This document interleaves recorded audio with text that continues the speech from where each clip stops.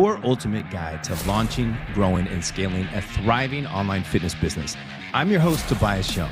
And whether you're just starting out or looking to take your business to the next level, this podcast is packed with actionable tips, real-world strategies, and the insights you need to crush your business goals and build the business of your dreams.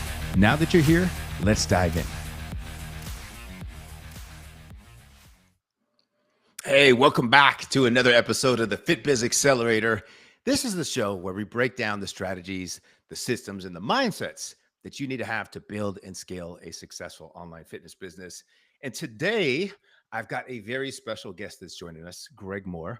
And Greg is the founder of Franchise Maven and a Wall Street best-selling journal, author of Real Freedom. He's helped over 260 clients open more than 500 franchise territories across the U.S., guiding executives, investors, and entrepreneurs to build wealth and create real freedom through franchising. And here's why I'm excited today. While Greg comes from the franchising world, the principles that he teaches, which is, systems, scalability, recurring revenue, diversification, it applies directly to us as fitness entrepreneurs. And if your business only works when you do, you don't own a business, you own a job. So Greg is here to show us how to break free from that trap. Greg, welcome to the show. Tobias, thank you very much for having me. I appreciate it. Absolutely, man. So I know one of the biggest challenges I see with online fitness professionals is they build a business around their personal time and their energy, right? And if they're not coaching, if they're not posting content, or they're not checking in with their clients, the business, it just kind of stagnates and stops. In the franchise world, scalability, it comes from systems, right? Can you break down how franchising uses standardization and how fitness professionals can actually apply that same type of thinking? Absolutely, Tobias. The first thing you need to think about as a business owner, no matter what business you're all in fitness, so we'll talk about fitness, but you just plan on selling it. And if you're going to sell it one day, that means that business can now revolve around you. So everything that you put into place, just think about the fact that how can I just turn this over to somebody and somebody can just step right in there and they can just walk in there and do it themselves. As business owners, we like to do everything ourselves. That's why we go into business. We're kind of control freaks, don't like being told what to do on that to some extent. But you've got to look at, and I had to look at when I started my business, is what are the things I really enjoy doing? What are the things that need to be done, but maybe I don't necessarily enjoy quite that much. So a lot of those things, especially the social media stuff, if you're into that, then, stick with it and do it. But if you're not, find somebody else to do these things that you may not be quite as interested in doing on a regular basis, or that take up too much of your time, and find somebody else to do it. It's amazing how many different people out there who love doing the things I don't love doing, and they do it very, very well. Yeah, I mean, that's one of the biggest game changers in my business that really helped me just kind of go to that next level and enjoy my business more, was being able to outsource. Because in the beginning, I kind of wanted to learn everything. So that way, if I bring somebody in, I can coach them effectively, which I think everybody should learn some of the foundations, from, content creation to having meaningful conversations and DMs and the whole sales process. But eventually if you scale, like, you're not going to be able to do everything all the time for everything, and your video editing, all that stuff, like the small things that you can hire somebody, for literally pennies on the dollar, like, just outsource that stuff because your time is more valuable. And that's gold, what you said, right? Fitness professionals need to hear that. And if every client check-in depends on you, then you've built a job and not a business. And one of the things I love about fitness is recurring revenue, like memberships and subscriptions and coaching tiers. But most coaches don't really think like that, right? Franchises thrive more on predictable monthly revenue. And what are some examples with franchising, and how could coaches structure their business models the same way? Membership model is the biggest thing, Tobias, especially when we're looking at the fitness franchises that I work with, the ones that are more centered around groups of people rather than a big box of fitness where, the biggest thing is to sign people up and, you're competing for price. But when you have more boutique fitness, which is probably most of the folks out there today is really to have a membership model and drive membership. And my fitness franchises drive membership even before they open up their doors. Now, I've mostly worked, or I actually only work in the brick and mortar type fitness models on that. So there's it's essential to get that membership built up as quickly as possible before you even open the doors Yeah. for the franchise itself on that. So you need people, calling on the phone, advertising, marketing, but get that membership built up right away. Even give them a discount. I'll give you $500 off over the next 6 months. To sign up today or something like that. But find something where it's a great offer for them to start, but you're not losing money on the offer right away. Put it over time, uh, but really the membership model and getting the memberships in there, and then having a set plan. Not only that, but fitness may be the one thing that you're into on that. But I think when most people are looking to get fit, there's more to it than just a workout on that. So think of the other things that you can offer to them. Maybe a meal plan to go along with that. Maybe if you have some supplements to go along with that. Uh, but have that planned, and then have those other things that you can offer people as well, because the end results that people are looking for is not necessarily just muscle, just working out, but really just to get physically fit and then mentally fit as they do it as well. Yeah, absolutely. And I know having what you're saying is like the pre-sale, even before the gyms were open. I used to do that all the time when I used to work at some of the big corporate gym chains. Like 24-hour fitness was huge on it. I'd go to all the, pre-sales and all the grand openings. And I remember they'd have the little trailer out front and they would give discounted memberships for everybody that signed up. And they would do different tiers. So if you signed up, 6 months before it opened, you get like really good pricing. And then 4 months is, goes up a little bit and it keeps going up until like you hit your grand opening, and then that's the last of the specials. Then after that, it goes to the normal rates and things. So, yeah. And now a lot of your franchise clients are busy executives who want something kind of semi absentee. They don't want to be chained to the day to day. And that reminds me of fitness coaches who get trapped on Zoom calls all day. How can they borrow this kind of semi absentee model to create more freedom in their business? Get that plan of action going. Get those policies and procedures going right away, so that you're the fitness trainer. But if you want to scale that business, you're going to need other people to do it. You're going to need hopefully quite a few as you scale up to do it for you on that. So get those trained so that they have a set plan of action, how to talk to people, how to, what is the fitness workout, what is a regime that you go through on a day-to-day basis, go through their meal plans with your clients as well. But everything that you do, that you've done to get that business built up, you've got to have it all laid out step-by-step process so that you can just bring on other fitness trainers who may not want to, do it on their own. They'd rather go work for somebody else on that, but you don't want them guessing or trying to kind of ad lib it on that. You want that plan set out and then train them and coach them on that. Have those one-on-ones and go through role playing on there so that they can get real familiar with how the whole system works for you. So they feel comfortable. And if they feel comfortable, it's going to show when they're on those Zoom calls with the different people on that, because now they've got it down pat. They know exactly what, if you've got, if as you were going through that, you get a lot of objections, of client objections or client questions on that. Have all those laid out already. If a client says this, here's how we work with that particular situation. The more that you can have that done based on the experience that you've had already, which is why you're trying to build your business up and scale it. You've got that experience already. Write down those things on there. For me, I have a list of questions for my clients who want to look at franchises. Everything that I think they should ask somebody to know. So you need that as well. That list of questions, that list of objections that you may get, and go through it with each one of your new trainees on there, and they'll feel comfortable. They'll feel better about it. And when they get on the phone or get on those webinars with them, they got it down pat at that point in time. Yeah. Nice. I like that, man. And in franchising, you never just jump in, you validate with the existing franchisees first. So, how can fitness professionals take that same approach before launching, a new program or a new offer? Find out who's done it before and find out what they're doing. Always. And with franchising, that's what you're doing. I mean, you're getting in and you're using somebody else's playbook. So if somebody else has got a playbook that's similar, find out what they're doing, and then find out, you know, what are they not doing that they could be doing, or something that they're doing that, but they could be doing better on that. Uh, Definitely always do research on that. So I always tell my folks, lots of research, go into it. When I tell my folks, they get to talk to other franchisees who have done it before on there. And then they say, what happened at day one? How was the franchise, or how did they help you?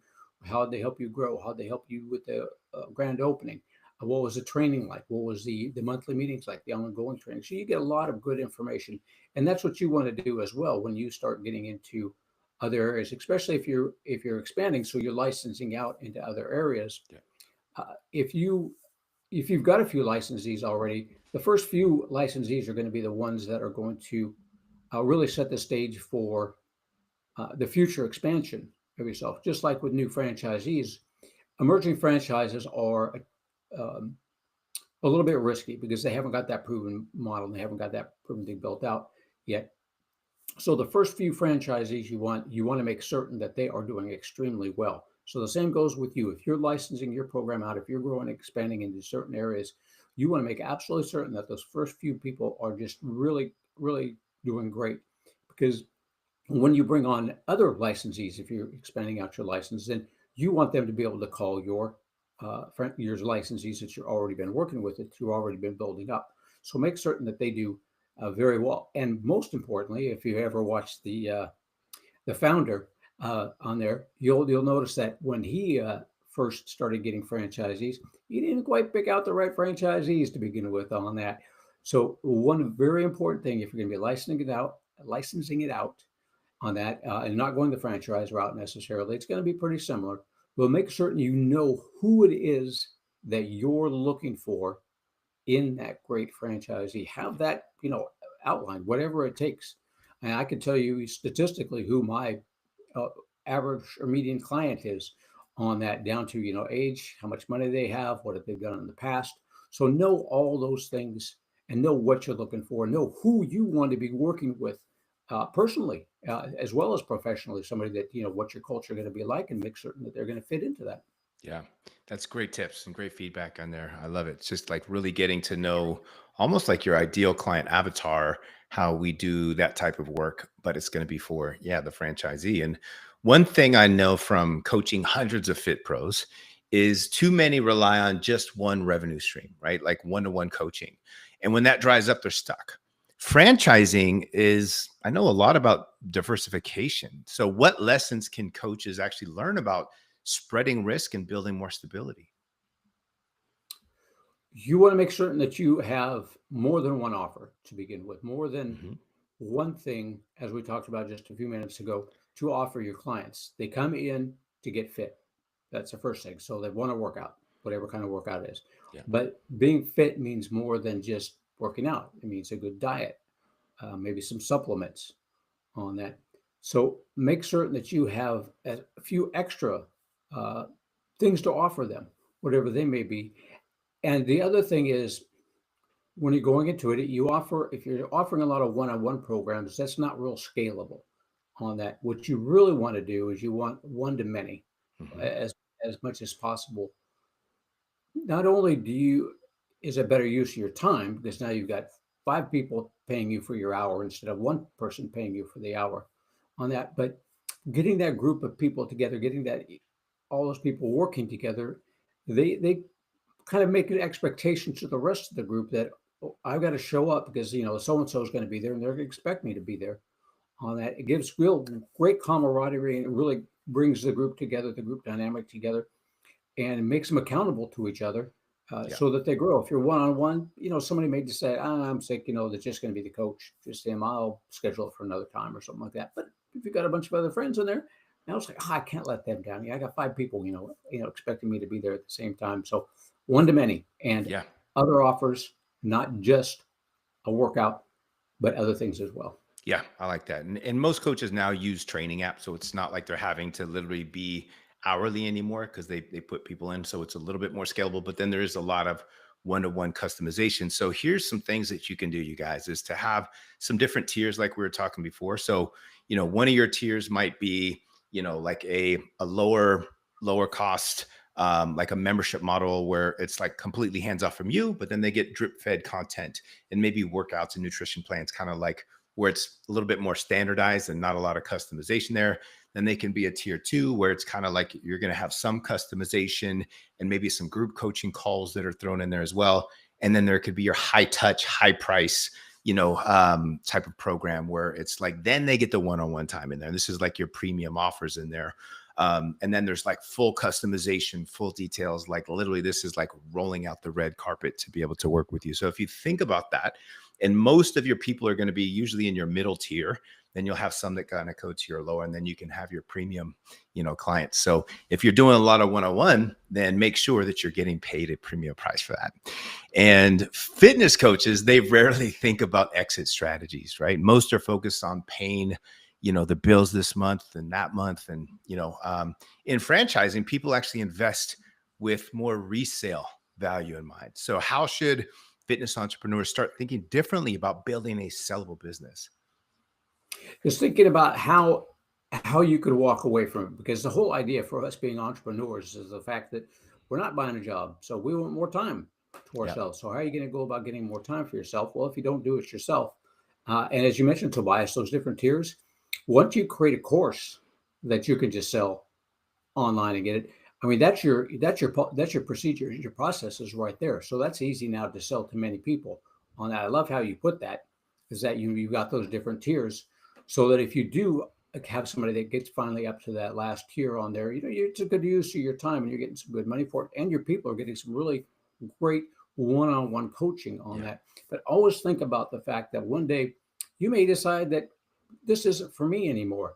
So you've got to step back and you've got to put people in those spots that you see yourself spending time in. You shouldn't be spending your time, actually, when it comes down to it, in any of those things. You should be the one that's driving that force, driving that team in the direction that you want them to go. A manager run model is what you're looking for there. Hire a manager as quickly as possible that does all that takes care of all your social media people, Yep. takes care of all your trainers, it checks your course, see how people are coming along in the course, if they're following the course. And then you work with, your key indices. You work with your manager, you work with your profit and loss statements on that, probably turn that over to a CPA as well. And then you just steer the whole team in the direction that you want them to go, to continually to build in business, but always have a manager do as much for you as possible. It's tough for us entrepreneurs, because we really like to get in there and be hands-on, but you really got to have somebody else that you can count on. And it might take a couple of iterations to go through until you find just the right manager on that. But you got to find a manager to run everything for you, so that it doesn't matter if it's you, it doesn't matter if it's me, it doesn't matter if it's Tobias. Any one of us could just step right in and say, "Oh, I see what you're doing. Yeah. Oh, yeah. Yeah. You just run on the manager on it. I can do that. Yeah. How much you want for it?" Yeah. Yeah, absolutely, man. And I know that most coaches I work with are like I said, they're really just focused on getting clients and paying bills. But very few are really thinking about that long-term wealth that we were talking about. Is there any lessons from franchising that can actually help them start thinking beyond just the income and look at actual wealth type of creation? It depends on what you consider wealth, Tobias. So different people consider wealth in different ways on that. Uh, I consider myself wealthy because I've got a nice big chunk of land out there. And that's what I enjoy, is working out there in the land. So what does wealth mean to you? And, what's your goal out there that you're trying to accomplish? If your biggest thing is, wealth to me means I've got a whole bunch of people that I work with on a regular basis that I enjoy working with, and that's what Yep. you like doing. And it's not work.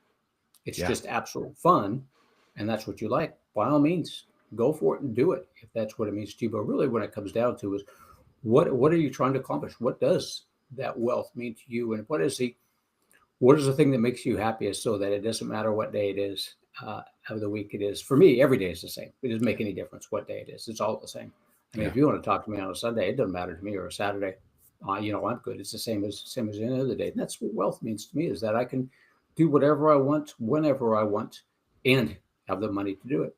Yeah, I love that, man. And one of the biggest changes for me that just triggered everything was when I switched from in-person training to online training. And then I was able to have more flexibility and freedom with my time. So instead of, working all day, missing family time, not being able to see my kids or anything like that, getting home when they're like getting ready to go to bed and like literally missing out on them growing up. Then being able to work my schedule, like making my own hours, right? And then the flexibility of being able, hey, if we want to travel, I can bring my laptop, I can knock out, my stuff in the morning, have the rest of the day to just enjoy the family or enjoy Disneyland or wherever we're going, whatever we're doing. And then also financially is always nice too, just not having that, that grind mode where you're like, man, how am I going to afford bills next month? Just because online is a lot more scalable, because you're not confined to the amount of one-on-one hours that you can work anymore. It's literally building the right type of systems in there too. So 100% agree with you on that. And I know you've got a great case study about Timothy, right? Who transitioned from a leadership role at the Houston Symphony into owning a fitness franchise. Can you share that story and how it illustrates more the power of systems and lifestyle design? Because that's powerful, and it shows fitness pros that they don't need to reinvent the wheel, because proven models and systems are the shortcut to both impact and also the freedom that we talk about. So if you can share a little bit about that. Yeah, Timothy came to me. He really liked, being a leader of the Houston Symphony Orchestra there. I enjoyed it quite a bit. But, he was like a lot of my people was looking down the road and realizing that, well, this is fun. I enjoy it, but it's not going to get me to where I want to be financially necessarily on that. So he needed something where he could still do what he was doing in the symphony orchestra, but then have something else on the side that he could build up. And he had, just like you, he had a passion for fitness as well. That was one of the things. We looked at a few different things, but he always had a passion for fitness. So we found him. I found him a few different franchises. We looked at a couple different industries, but he gravitated back towards fitness and said, that's one of my passions. That's what I really enjoy. If I ever got out of the symphony, then, running that kind of business would be fine. But on the side, it's even better. And we found him a nice one where it was a manager run model. Keep in mind when you're looking at franchises, if you're going to take that route, you're going to go that way, that just like you were as an entrepreneur, getting the business built up to begin with, this take a little bit of work. But you want to look, if you're going to go with the franchise route, look and see what semi-absentee means. Semi-absentee or manager-run model is probably more manager-run model. I don't know that it's necessarily semi-absentee to begin with, but generally speaking, 10 to 15 hours a week, maybe a little bit more when you're first getting started. But you're looking for somebody who has done just what we were talking about. They already have that systems and processes in place. And when Tim was looking at the franchise, for all the folks out there, is ISI training on that he got into. And he looked at their business model and he talked to other franchisees and found out that ISI training did have those procedures, processes, everything in place to where it could be run semi-absentee. And he could keep working at the symphony, keep doing what he loved doing, which was working there, and then work on his other passion as well at the same time with a manager run model. And he opened up just a few months ago down in Houston, had a big grand opening. They had a big Nice. grand opening for him, big banner on that. Yeah. But he's got both his passions that he's working on. It's a very simple operation to do as a side business. On that, I don't think I'd really call it a side hustle on that, because a business it does take a little bit of work on that to get it going. But he really enjoyed that, and now he sees the future. He sees where he's going to be now in there, which is probably building out more units. That's great. Yeah, good stuff, Greg. So, you've also guided clients into 500 plus different thriving businesses. So, what mindset shifts separate those who actually succeed from those who really struggle? And then, how can fitness professionals adopt those same shifts in their business so they become successful? Very first thing you got to think about, Tobias, what I ask all my people is, what are you willing to sacrifice to win in the next 12 to 24 months? Because you will be sacrificing something on that. Uh, Persistence, patience, you got to do that. You got to be willing to learn. With my franchise people, I tell them you've got to be a self-starter to begin with, because even with the franchise system, when you get into it, the franchise is not going to call you up in the morning and wake you up and say, "Hey, Tobias, time to get going on that." So you've got to be a self-starter in any business. And you're folks out there that Sure. are listening, you all are entrepreneurs, you're starting your own business, so you are self-starters on that one to begin with. But you've got to be. It helps to be coachable on that. You want to. want to be able to be mentored. Always a good idea, whoever you're doing or whoever you are out there, is find mentors for yourself. Find people that can help you, coach you, whether it be, doesn't necessarily have to be fitness related, but I would find somebody who is business related Hmm. on that. Find a good business mentor or find a good business coach that you can, that will help you realize your dreams and help you scale better. I just read the book, The Science of Scaling, on that. That was a good book on there. It talked about, raising your floor up on that. So as you're going through your fitness business, there's a lot of the things that take up a lot of your time on the very bottom, which we were talking about earlier, all the different things that you do. You want to make certain you raise that floor. So all that other stuff that's you have to do, you don't want to be doing that, because that just takes up too much time. You got to have either quit it completely, which some things you kind of have to do to get business. But if you can't, then turn it over to somebody else and keep raising that floor up until you focus on the one thing that you really enjoy doing yourself the most on that, and have other people do all those other items for you. That's what Tim did when he was looking at that. He obviously wasn't going to run it himself, so he had to look at all those different things that was involved in that franchise. How to find the fitness people on there, how to find the real estate and do these things, and working with the franchise, where he got all that done. But the day-to-day things, he really had to find a great manager to fill in all of that, the other structure for him. And he just said, meet with the manager on a regular basis. What have we got done this week? So you want to do that. You want to have that manager. You want to have that in place, Yeah. and work on making it scalable. Yeah, having the right team in place is just crucial, man. I've made some hires mistakenly in the very beginning, where I hired somebody without really, digging deep into if they would be the best fit, but just thinking, oh, because they applied, I'm going to bring them on a board. Big mistake, right? So really just taking your time, hire the right people, train them effectively, create standard operating procedures like SOPs, like everything that you do really well in your business, like you were saying earlier, just map it out. So that way somebody else can come in and just literally like, oh, do this first, do that second, do that third, do that fourth. Oh, great. So now you're building systemized templates. So now you're going to build a scalable model in there. All right, Greg, before we wrap up, I'd like to do a quick rapid fire round. So just say the first thing that comes to mind. Are you ready?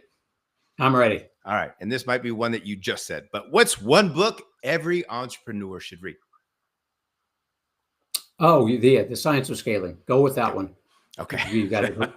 I just read that one, and they want me to come join their program. I don't know if I'm ready for that, but Okay. Awesome. And then what's your go-to morning routine or habit that sets up your day for success? my routine is, Tobias is down so pat that the dogs know when it's time for me to go do something if I stay too long. So my morning routine, the first thing I do when I get up, and I like to stay healthy, is the bowl of oatmeal with the fruit, Nice. check my emails, take the dogs for a 2 mile walk. Nice. Okay. So that's breakfast number one, 2 mile walk, come back, breakfast number two with the meat and all that. And then we hit we go in, we start working, we start looking at things that need to be done throughout the day. But every day, same thing, bowl of oatmeal with my fruit, nice and healthy, 2 mile walk with the dogs. That's it. Nice. Get the blood flow going to the brain. Biggest mistake new business owners make. Trying to do it all themselves. Never try and do it all. Do it all yourself to begin with, like Tobias said, so you know what's involved and what's got to be done. Then, as soon as you've done it all yourself, you learned everything yourself, then start thinking, which one of these things can I outsource to make a better use of my time? Yep. 100% agree. If if you can give only one great piece of advice to somebody that's starting their own business, what would it be? If it's something different than what we just said. Just do it. Start your own business. You will make, I wouldn't call them mistakes. You will make realizations along the way that some things are not quite, didn't quite work out the way you wanted them to. That is a learning process. Yeah. I go through it. 12 years in the business, I still go through a learning process sometimes. It's not done against you, it's done for you to show you that's not the right way to do it. There's a different way that won't work for you. Keep that in mind. It's never a mistake. It's just something you've learned, and you'll keep learning different things along the way. What works, what doesn't.